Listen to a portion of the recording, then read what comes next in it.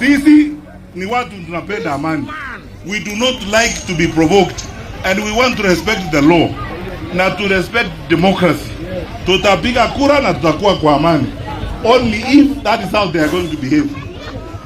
Wakiheshimu sheria, sheria haiwezi kuwa inaheshimiwa na sisi watu wa opposition, lakini wa serikali hawana haja na kuheshimu sheria. Sheria ni yetu sisi wote, na sisi wote tunahitajika kuheshimu sheria. Kwa hivyo wale wa serikali waheshimu sheria na sisi tutaheshimu sheria. Kama sasa ni kuleta ujuaji wanataka kuleta hapa, hata sisi tutafanya nini namna hiyo. Candidate wao huko ndio wa mwisho, candidate wao hapa ndio wa mwisho. Sasa kuonga ndio itawasaidia, alafu wameanza kujigamba hapa eti wataiba, watafanya namna gani? Tutakuwa wapi wakiiba? Mtakubali hiyo maneno?